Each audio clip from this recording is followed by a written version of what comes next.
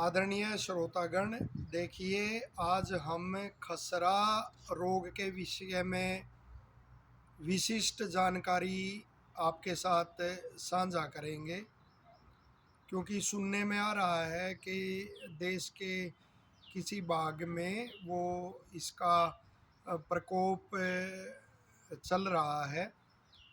तो आयुर्वेद में विशेष उल्लेख रोगों का होता है, उनके निदान आदि के साथ। तो खसरा, जिसे शास्त्रीय भाषा में रोमांतिका कहते हैं और अंग्रेजी में मीजल्स कहते हैं, तो यह प्रायः जो 2 से 7 वर्ष के बच्चे होते हैं, जो स्कूल गोइंग एज होती है, तो उसमें जो व्याधियाँ प्रायः होती हैं, तो उसमें इसको माना जाता है कि उन बच्चों में प्रायः अधिक होता है और बसंत ऋतु में अधिक यह होता है। और एक वायरस इसका कारण है और फिर यह महामारी के रूप में फैलता है, इसलिए विशेष सावधानी की आवश्यकता है। जो ड्रॉपलेट इन्फेक्शन होता है, उससे स्वस्थ शिशु से बच्चे में भी हो जाता है। यह जो संक्रमित वो है बच्चा है, तो ड्रॉपलेट इन्फेक्शन के माध्यम से यह स्वस्थ शिशु में भी फिर आ जाता है। तो विशेष सावधानी इसकी वो करनी चाहिए।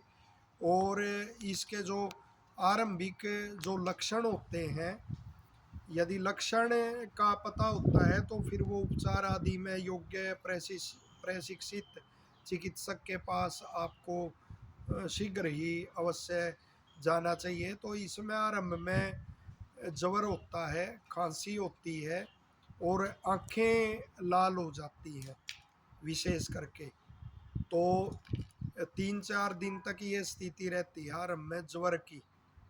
और फिर आरंभिक 2 दिन में तो एक विशेष लक्षण उत्पन्न होता है, जो प्रीमोलर टीथ है, अग्रदाढ़ है, तो उसके सामने कपोल के अंदर एक वो धब्बा बन जाता है और वो जो उसका बेस होता है, जो आधार होता है, वो लाल होता है और नीले और सफ़ेद उसका रंग होता है उसका धब्बा का। और ये 90% जो रोगी होते हैं उनमें ये लक्षण पाया जाता है। 2 दिन के बाद ये समाप्त हो जाता है और ज्वर जैसे 100 डिग्री और फिर इससे अधिक भी रहता है। और 3-4 दिन के बाद ही इसके जो विशेष दाने होते हैं इसके, वो निकलते हैं खसरा के।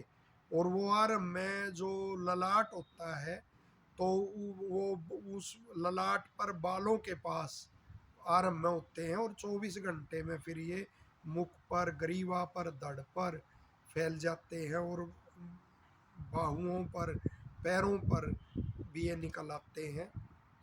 तो इसमें एकदम से ऐसे लक्षण प्रकट होने पर ये वो समझना चाहिए कि भाई ये उसी के खसरा के, मीजल्स के, रोमांतिका के ये लक्षण हैं।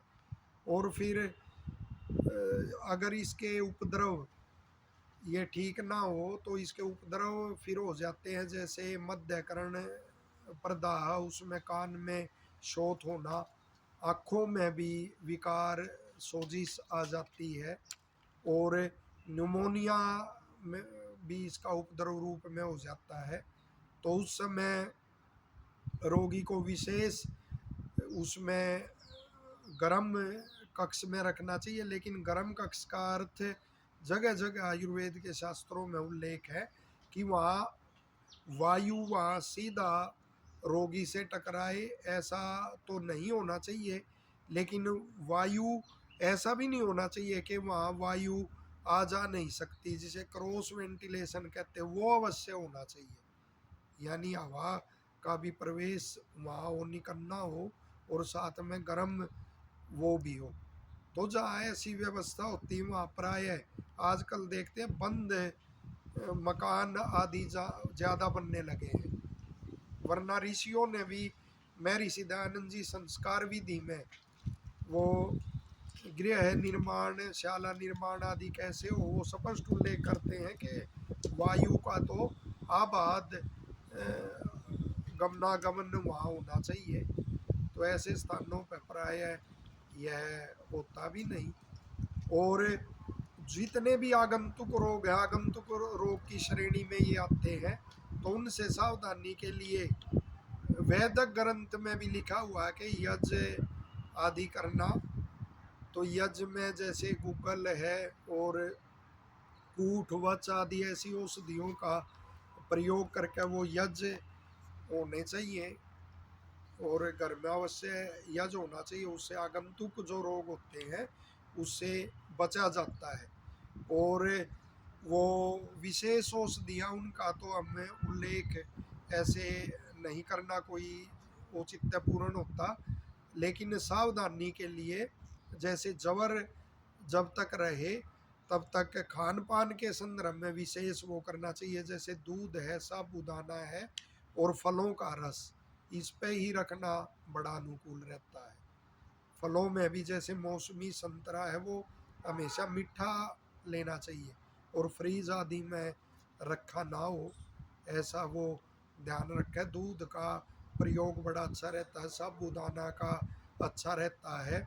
और मुख को साफ करने के लिए वो एलोपैथी में भी वो होती है औषधियाँ, वो होती है गग्गल गरारे और वो करते हैं। और आयुर्वेद में भी गंडूस की औषधियाँ वो होती हैं।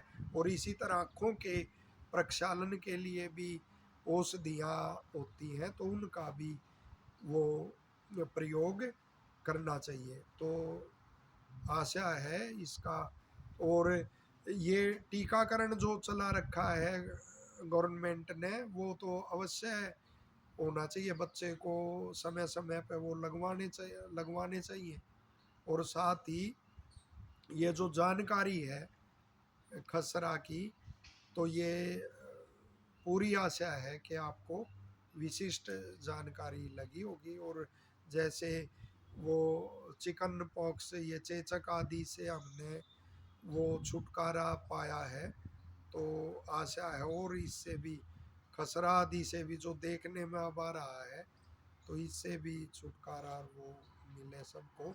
क्योंकि जवर जिस भी उसमें होता है, जिस भी व्याधि में जवर होता है, तो जवर की वो उपस्थिति को देख के ही जो आयुर्वेद का वैद्य है वो व्याधि का उपचार करता है और व्याधि के बलाबल के बारे में भी अनुमान लगाता है। और जवर ही सब रोगों में प्रधान और वो माना गया है।